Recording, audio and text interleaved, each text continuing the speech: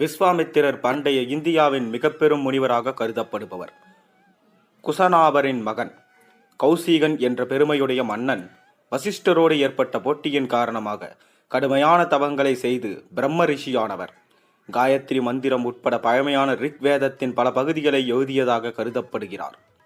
புராணங்களின்படி ஆதி முதல் 24 ரிஷிகளே முழுமையான ஞானத்தையும் சக்தியையும் பெற்றவர்களாக இருந்ததாக கூறப்படுகிறது. விஸ்வாமித்திர முனிவர் கடுந்தவம் புரிந்தார். அவருடைய தவத்தின் கனல் தேவலோகத்தில் இருக்கும் இந்திரனுக்கு அச்சத்தை உண்டாக்கியது. எனவே தேவ கன்னிகையான மேனகையை விஸ்வாமித்திரர் முன் நடனமாட செய்து முனிவரின் தவத்தை கலைக்க கட்டளையிட்டான். அவ்வாறே மேனகை விஸ்வாமித்திரர் முன் நடனமாடினாள். அவளுடைய நடனத்தினால் முனிவரின் தவம் கலைந்தது. அத்துடன் மேனகையை மனைவியாக ஆக்கிக் கொண்டார் விஸ்வாமித்திரர். இவர்கள் இருவருக்கும் சகுந்தலை என்ற மகள் பிறந்தாள். விஸ்வாமித்திரன் வரங்கள் பல பெற்ற விரும்பி ஒரு வேள்வி செய்ய தீர்மானித்தார். அதே நேரத்தில் அந்த வேள்வியை குழப்பிவிட பல அசுரர்கள் எத்தனிப்பர் என்ற ஐயப்பாடும் அவருக்கு ஏற்பட்டது. எனவே கடுகதியாய் அயோத்தி சென்று தசரத மன்னரை கண்டு விடயத்தை கூறி வேள்வியை காப்பதற்கு ராமனை தந்தருளுமாறு வேண்டி நின்றார்.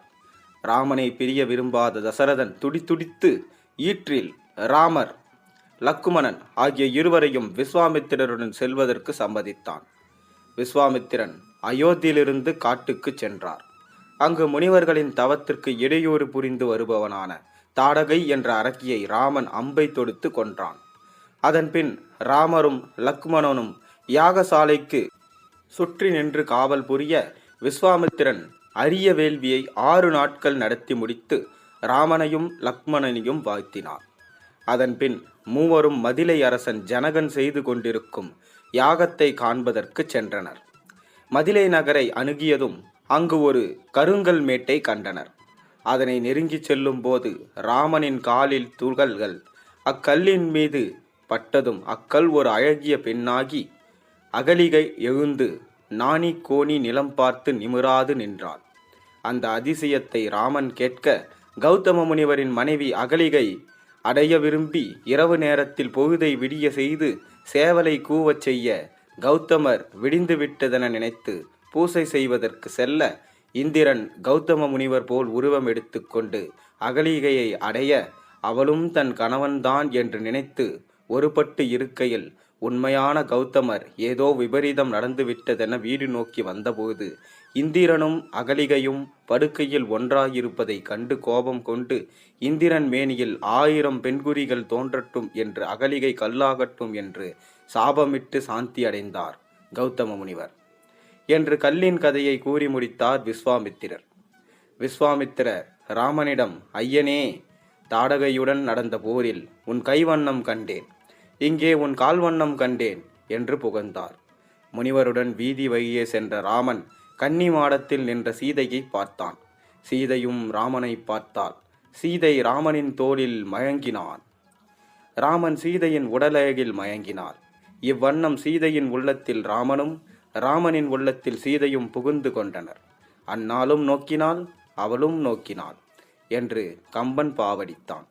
மறுநாள் சீதையின் தந்தை சனகன் யாக்கும் யாகசாலையை பார்ப்பதற்கு விஸ்வாமித்திரர், ராமன், லக்குமணன் ஆகிய மூவரும் வந்தமர்ந்திருந்தனர்.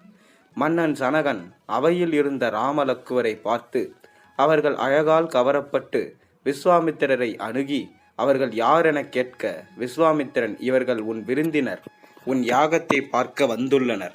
நீ வைத்திருக்கும் சிவதனுசையும் பார்க்க வந்துள்ளனர். இவர்கள் அயோத்தி மன்னன் தசரதனின் புதல்வர்கள் என்று அறிமுகப்படுத்தி அவர்களின் குலப்பெருமையையும் கூறி வைத்தார். இவை கேட்டதும் ஜனகன் மிக மகிழ்ந்து விஸ்வாமித்திரரிடம், இந்த சிவதனுசு வில்லில் நான் ஏற்றினால் என் துன்பம் தீரும், என் மகன் சீதைக்கும் ஒரு வாழ்வு பிறக்கும். எத்தனையோ இளவரசர்கள் வந்தனர், வில்லை பார்த்தும் சென்றனர். ஆனால் உன்னுடன் வந்தவர்கள் இந்த வில்லில் நான் ஏற்றினால் என் அருமை மகள் சீதையின் வாழ்வு மலரும் என்று கூறி முடித்தார்.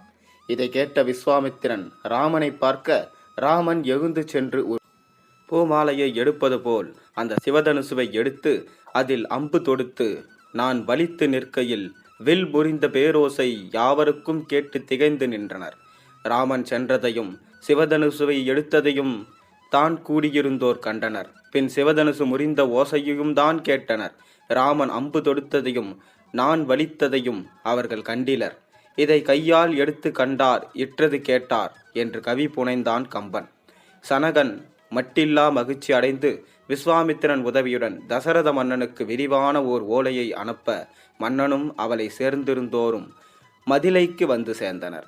தசரத மன்னனை வரவேற்று குசலம் விசாரித்து அவர்களுக்கு மாளிகையும் இடவசதிகளையும் ஒழுங்கு செய்து வைத்தான் மன்னன் சனகன். இரு மன்னர்களும் ராமன் சீதை திருமணத்துக்கு ஒழுங்கு செய்தனர். மதிலை நகரம் மணக்கோலம் பெற்றது. வசிஷ்ட முனிவர் நீ வளர்த்து மணவரை அமைத்தார்.